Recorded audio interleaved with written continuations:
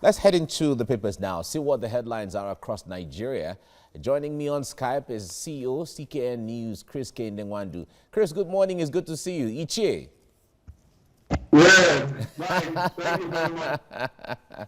Ichie Nwandu, thank you very much for joining us now. Now, let's begin with the Daily Trust newspaper now. It says, no more excuses. Buhari warns service chiefs and remove them. Experts are advising here. Why we're yet to defeat bandits, as the military giving reasons why they're not performing. All right, that's what you see on the front page of the Daily Trust. Now, News Direct is next. Now it says Obaseki joins PDP as Giadom takes over APC. Acting scribe fumes. And APC Governors Forum calls for Buhari's and Tinubu's intervention. PDP postpones Edo primary election. Okay, that's News Direct. Let's go now to Blueprint newspaper. And it says Buhari to his security chiefs, enough of these killings. Your best, not good enough. Admits a lack of synergy among agencies, and orders meeting with Northwest governors and troops kill 41 terrorists and several bandits. Okay, that's the stories on the Blueprint. Daily Times is next now. Buhari goes tough on security chiefs, expresses anger over rising insecurity in the nation, tasks them to justify their continuous stay in office, orders NSA to meet with the Northwest and Northeast governors.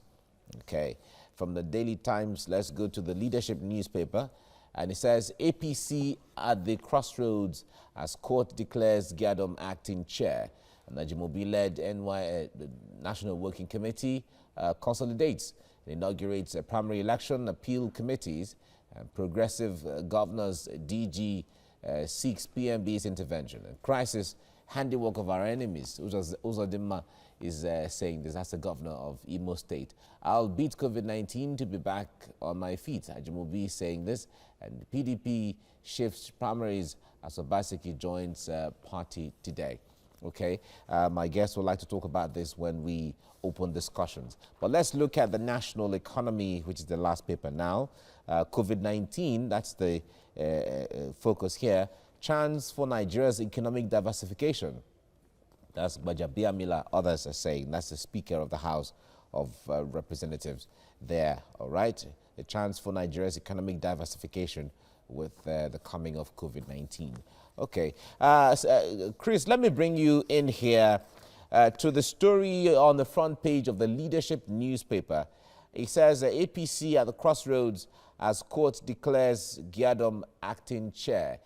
I must tell you, this is one of the most confusing times in the build-up to the governorship election in Edo State, seeing that about 2 days ago, within a few hours, there was about 3 persons laying claim to the chairmanship of the APC, as it were.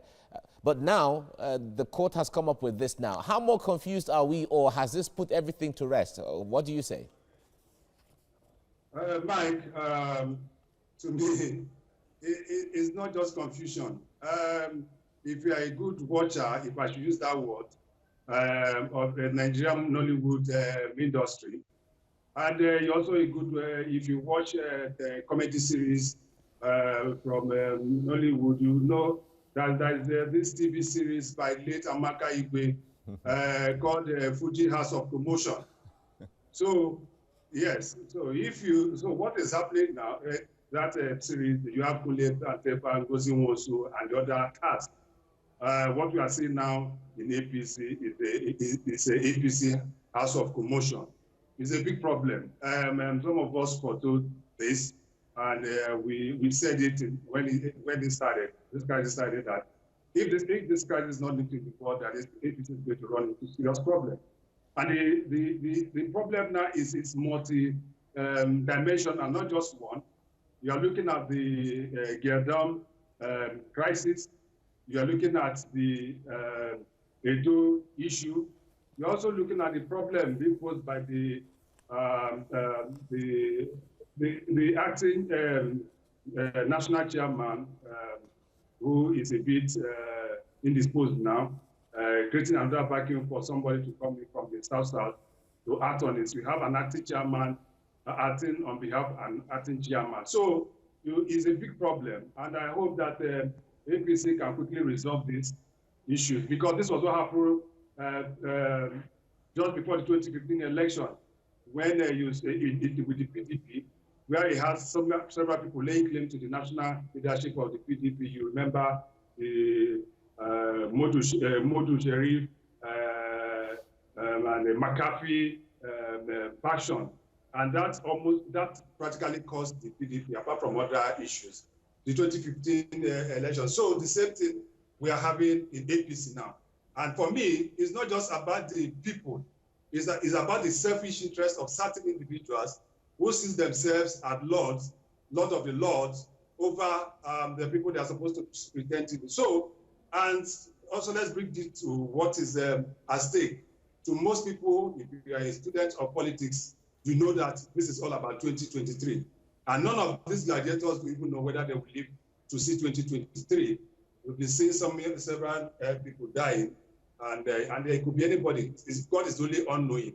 God, you don't know who is sitting. So it is a big problem, and I think that and the leadership, those are the leadership of APC are not even handling it properly at all. All right, Chris. In the last election, we saw an unprecedented development where the APC could not field a candidate in Zamfara State and also in Rivers State due to some of the internal issues they have had. INEC has come out to say the extension date will not be shifted from the 27th of June deadline for the election, of primary election to be conducted and results out. Do you see the party making the same mistakes they've made before, or do you see them rectifying this before that time? Well, Mike, our politicians, they don't learn. They don't have any sense of history. They don't seem to remember what happened in the past. They're only concerned about the present and the future, but they don't look at the past. Just as rightly mentioned, we saw what happened in those of the states that were lost by APC, not because the party was not popular in those states, but because of some, what I refer as silly mistakes here and there. The whole thing is rearing its ugly head in those states now. I don't know, with the latest interlocutory injunction that Giadom got yesterday, which has given me the power to act as a national chairman of APC for 2 weeks, which means that whatever any other person does within this period could be annulled by the court. So if that happens, that means that the APC is in a very, very, very difficult situation.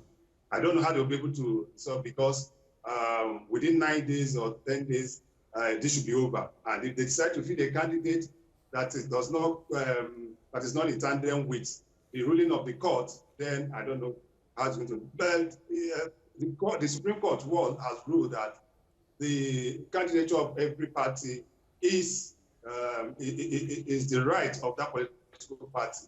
But with the crisis rocking the APC, which was what we saw in Zamfara, where we had several factions of the parties heading to the court, at the end of it, they were totally disqualified.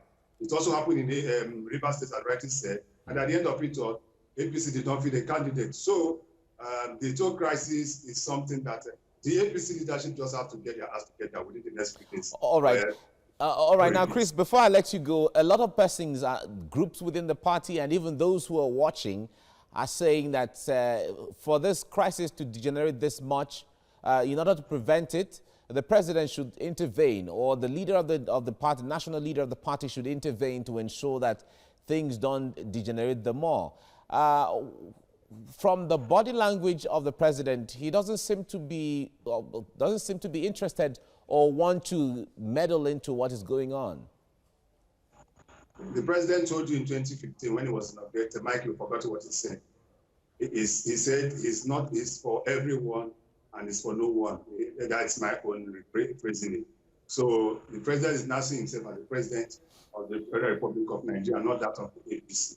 But you must be a party man before you can be the president. So I think the president has to step in. And it has happened time and time again. The president has not been able to step in to be able to handle issues like this. The leader of the APC, Asiwaju Bola Ahmed Tinubu, is another credible, well-versatile politician that I say can handle that. But have the Hawks in the APC given him the opportunity? There have been instances where the man was made the chairman of reconciliation committee of APC, and the so-called Hawks and those that have interest in the party didn't allow the man to do the job, and he was frustrated. So I think everybody should come together. It's just my advice for the APC. So that together, because Edo, for example, is the only state they have in the South. Once they lose the Edo to the opposition party, then that means there's no presence of APC in the whole of the South, and that in itself may take. We have installed in the 2023 presidential election, other election. So Obaseke is out of the picture for now, as far as I'm concerned, because it's most likely he's going to join another political party, and that is to change the dynamism of the game in Edo State and the entire election come 2023. All right.